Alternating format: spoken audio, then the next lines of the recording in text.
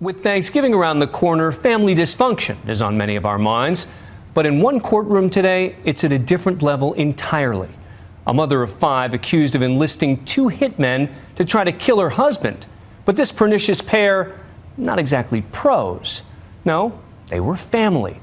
You could call it an inside job.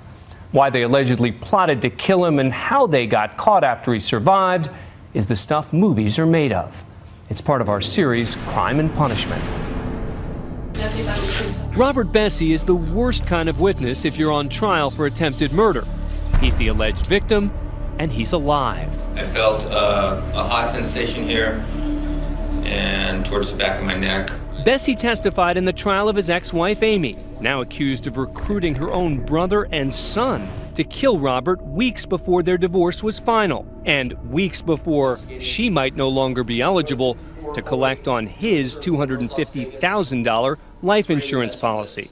The only thing they didn't plan for was for Robert to survive, which he did.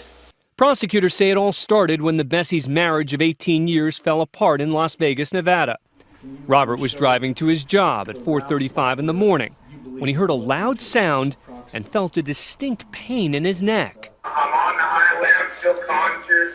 In court, his 911 call was played for jurors. I don't know if I get shot but I'm bleeding like hell. Would it be fair to say, doctor, that Robert Bessie's lucky to be alive today? Extremely lucky.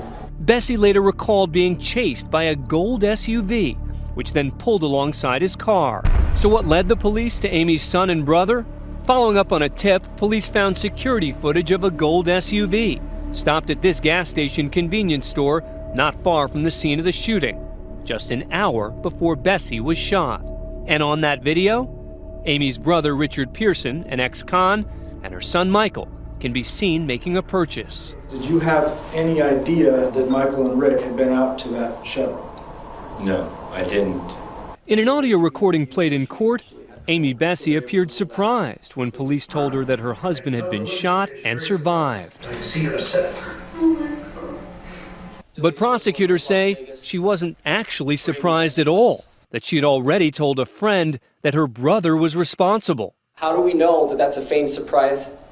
Because remember, prior to that interview, before she'd ever been told by detective majors or investigators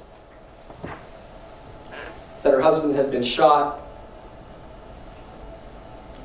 Charity had told Julie that her son Michael was innocent and that her brother Rick was actually the guilty one. What leads people to think they're going to get away with it? That just goes to how amateur people are, and they've watched television, and they think they can be one step beyond law enforcement by pulling together some folks, and they'll never get caught. They don't think down the road. They're only thinking about the goal, and the goal is the insurance money. Robert Bessie testified that he moved out after her son Michael, from a previous marriage, who he had adopted, made their married life difficult. Michael Bessie, he identifies in the surveillance video. Maybe the most damning piece of physical evidence was a text message the defendant's brother allegedly sent to his sister. I love it when a plan comes together just 6 hours prior to Robert being shot in the head. It seems in a lot of these cases they look to a kind of degenerate relative to say, hey, you've been in prison, will you help? They go to somebody who bumbles it, but they always end up talking to people. They text, they send emails, they get caught in a cell phone conversation, and so it's almost like Hansel and Gretel. They leave this trail of crumbs from the crime scene to themselves. Today, Courtney Smith, a former friend of Amy Bessie, testified that Amy had tried something else first, asking her to kill Robert Bessie. She had made the comment that he was worth more dead than alive. After the shooting, Smith said, Amy blamed her brother for botching the job. She said if her tweaker brother hadn't stopped to get an energy drink, they would have never gotten caught. If convicted, Bessie could now face up to 91 years behind bars. All 3 family members have pleaded not guilty to attempted murder.